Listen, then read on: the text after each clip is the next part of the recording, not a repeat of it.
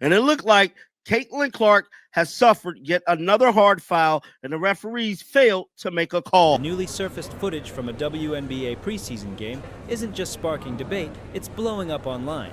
In the now viral clip, Atlanta Dream's Tahina Paopao is seen wrapping both arms around rookie sensation Caitlin Clark, halting her movement completely, more like a linebacker than a basketball player. Sophie Cunningham deciding to reset things. Step back triple. What was supposed to be a routine defensive play quickly turned into a clear act of physical targeting, with no real attempt at a clean or competitive stop. To make matters worse, the referees, standing just feet away, kept their whistles silent and allowed the play to continue as if nothing had happened.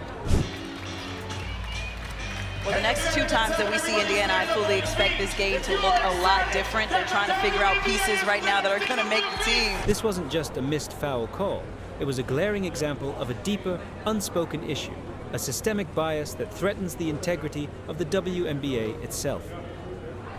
Fans in the arena were left stunned, social media exploded, and sports analysts immediately raised red flags. It wasn't subtle. It was blatant, impossible to ignore, and completely out of line, both by the rulebook and by any standard of fair play.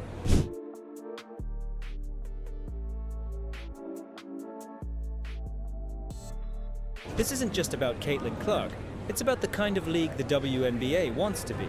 Will it stand for fairness, star power, and elite-level competition? Or will it turn a blind eye to targeted aggression disguised as toughness? If you're just as shocked as we are and believe the truth needs to be heard, hit that like button and subscribe. We're bringing the heat every time. It's another year and another case of WNBA referees dropping the ball, not making the right calls when it comes to Caitlin Clark. Let's break down the moment that set social media ablaze. Caitlin Clark, trying to work around a screen, makes a move to cut outside. When Tahina Paopao wraps both arms around her midsection, grabs her jersey, and uses her full body weight to stop her momentum. This isn't defense, it's physical restraint. And yet, despite the obvious foul, no whistle is blown. The referees, looking straight at the play, do nothing and let it slide completely unchecked.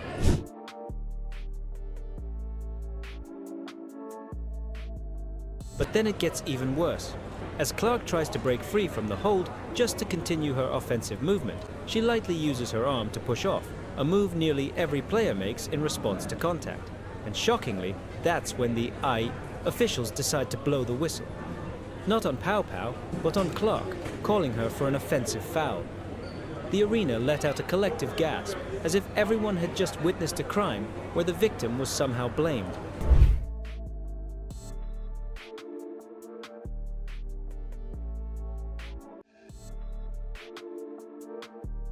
The clip went viral within hours, racking up millions of views, and the outrage wasn't just from Caitlin Clark fans. It came from basketball purists, coaches, former players, and league analysts alike. This wasn't a tough play that simply went wrong. It was a blatant officiating failure, plain and simple. And the most troubling part, it sets a dangerous precedent, that it's somehow acceptable to physically manhandle a player, as long as that player is Caitlin Clark.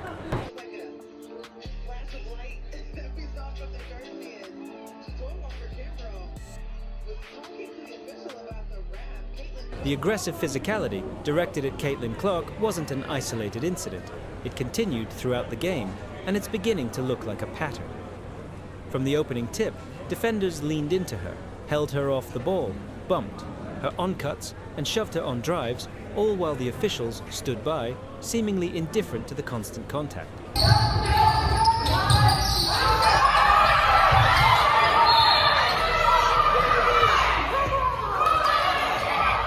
This wasn't a defensive strategy, it was a calculated effort to send a message. You might be a college superstar, but this is our league, and we're going to make sure you feel it. And judging by how it all unfolded, that message was received, loud and clear, not just by Caitlin Clark, but by fans watching across the country. Look at Leah Boss's post up.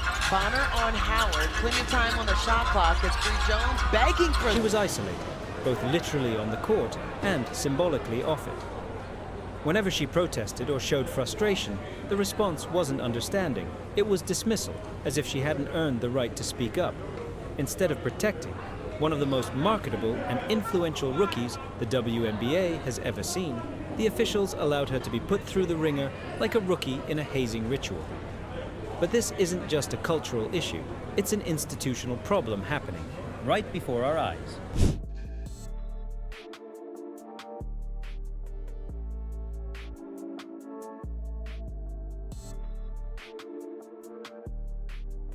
We have to call it what it is, a failure at the league level to protect its players, enforce its rules consistently, and uphold the values it claims to represent. If the league continues to ignore what's happening, the damage won't just affect one rookie. It will undermine trust in the fairness and legitimacy of the entire WNBA. When it comes to Caitlin Clark, bruh, how we one game away for the start of the season and we have already Caitlin Clark getting fouled extremely hard. Look back at the referee like, damn, you didn't just see me get annihilated in the head. And the referee. As the footage of Caitlin Clark being targeted spread like wildfire, the online reaction took a troubling and confusing turn. Instead of standing up for a player clearly being fouled, many critics twisted the story, accusing Clark of flopping, exaggerating, and playing the victim. But the video doesn't lie. She was grabbed, held, and bumped with no whistle blown, all while simply trying to play the game the right way. This backlash isn't just unfair, it's rooted in something deeper and more insidious. A growing resistance to giving Clark the credit and protection she truly deserves. Sophie Cunningham deciding to reset things. Step back triple. This isn't just about basketball anymore. It's about perception, identity, and power. Clark has become a lightning rod, not because of anything she's done wrong, but because of what she represents. A young, confident, highly marketable star entering a league that isn't quite ready to fully embrace her. The turnover for the first possession for the Atlanta Dream. Just down by 2. Critics are going out of their way to discredit her, painting her as manipulative instead of skilled, weak instead of resilient. In doing so, they're not just twisting the truth, they're enabling a culture that excuses foul play and shuts down fairness.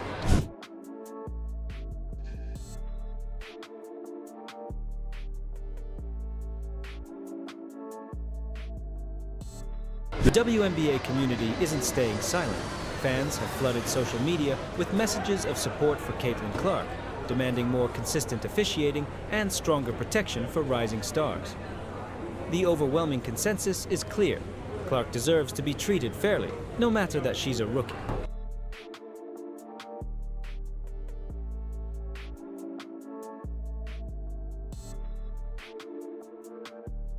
Petitions have begun circulating, urging the WNBA to review the footage and address the incident publicly. Some fans are even threatening to boycott games if the league continues to turn a blind eye to what looks like clear targeting. The energy is electric. People are demanding change, and they want it now. 2 for 4 from the field before that last attempt as another turnover. Atlanta on a 10-3, make it 12. The league's response, or lack of one, could shape how fans view its commitment to fairness and player safety. Will the WNBA listen to the growing demands for accountability, or will it sweep the controversy under the rug? One thing is certain. Ignoring the voices of the fans won't make this issue disappear. It will only make it louder. Off of career highs with Washington last season. Points, assists, and the bucket for Tahina. There's a growing double standard in the WNBA that's becoming impossible to ignore, and Caitlin Clark is caught right in the middle. When veteran players initiate contact, drive through defenders, or play aggressively, it's praised as grit and toughness, the way the game should be played. But when Clark shows that same physicality, uses the same tools and instincts to compete, she's branded as dirty, entitled, or out of her league. That's not fair analysis. That's coded criticism hiding behind a mask of professionalism. Very familiar with her game. And Jaylen Brown is one of those players who scored 21 points again. And let's be honest, this narrative isn't happening in a vacuum. Clark isn't getting the benefit of the doubt. She's being scrutinized more harshly and more publicly than most rookies in recent memory. Every move she makes is dissected, not with curiosity, but with hostility, as if she has to prove herself 10 times over just to earn the respect others receive automatically. This isn't just unfair, it's a systemic imbalance in how the league views its rising stars. If left unchecked, it will only hold the league back from growing.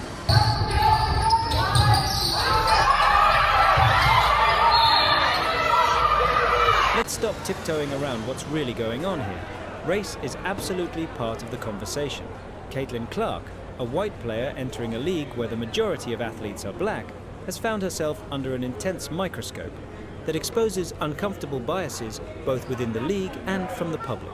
The reaction to her presence, her playing style, and even her personality has been harsher, louder, and more cynical than what many of her peers have ever faced. When she gets fouled, it's dismissed. When she responds, she's vilified. And Angel, we talked about how competitive this game possibly get, even though we're still in preseason. These are two teams that are contenders. PG for three, as we mentioned it. This isn't about blaming any one player or group. It's about recognizing the complex layers that influence how athletes are treated based on race, image, and perceived privilege. Clark's talent is undeniable, but the discomfort around her visibility says a lot about how far we still need to go to achieve true equity in professional sports. If the WNBA wants to be more than just a league, it has to be a leader. And leadership means facing these hard truths head on, not avoiding them. Because pretending race doesn't matter is exactly how bias continues to survive. Our mechanics and our rules and, just sort of best practices, we're trying to work on our replay, just tighten that up and get more efficient. Through all the noise, the fouls, the media spin, and the double standards, Caitlin Clark just keeps playing her game. In just 23 minutes of preseason action against top-level professional competition, she put up 13 points, 6 rebounds, and 7 assists, making an impact in every part of the game with ease. We talked about how competitive this game possibly get, even though we're still in preseason. These are two teams that are contenders. Across both preseason games, she averaged 14.5 points, 6 rebounds, and 6 assists, while shooting over 50% from both the field and beyond the arc. Those aren't just impressive stats for a rookie, they're elite numbers by any standard.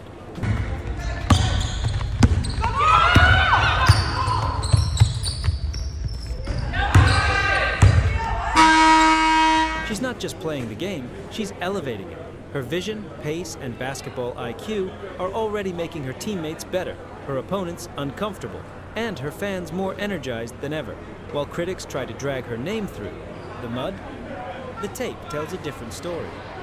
Clark is composed, fearless, and laser-focused on what matters most: winning. That kind of resilience isn't just rare, it's generational.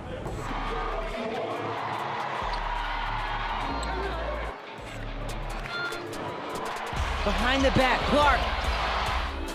Amid all the chaos and controversy, one voice remains notably absent: the WNBA itself. The league has yet to issue any statement, comment, disciplinary action, or clarification regarding the incident that has become the most talked about moment of the preseason. This isn't just a PR mistake, it's a failure of leadership. By refusing to address an issue that threatens the integrity of the league's officiating and fairness, the WNBA risks damaging its credibility, especially at a time when the league is experiencing unprecedented media attention. Staying silent isn't a strategy, it's a liability.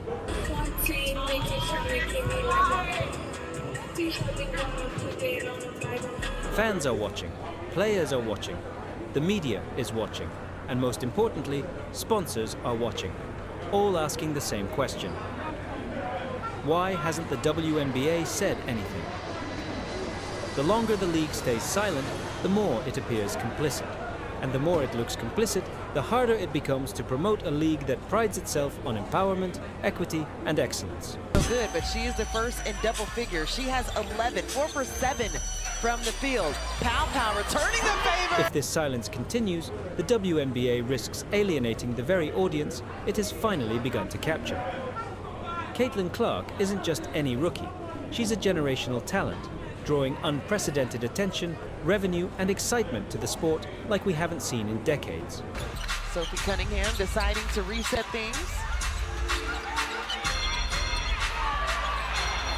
Step back triple. But no star, no matter how talented, can thrive in a system that fails to protect her from targeted aggression and uneven officiating.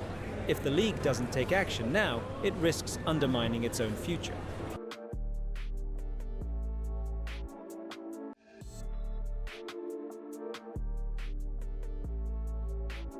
The WNBA stands at a crossroads: protect its players and reach new heights, or remain silent and risk losing credibility, fans, and momentum.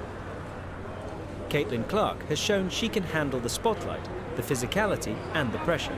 But even the best can only carry. So second attempt, same spot, same result for Maya Caldwell. That's Caitlin Clark, top of the key, and drains her first triple of. There is so much on their own. The league must support its stars, demand fair officiating, and start listening to its growing fan base. If you believe this truth needs to be heard, hit that subscribe button, like the video, and join us in holding the league accountable, because this fight is far from over.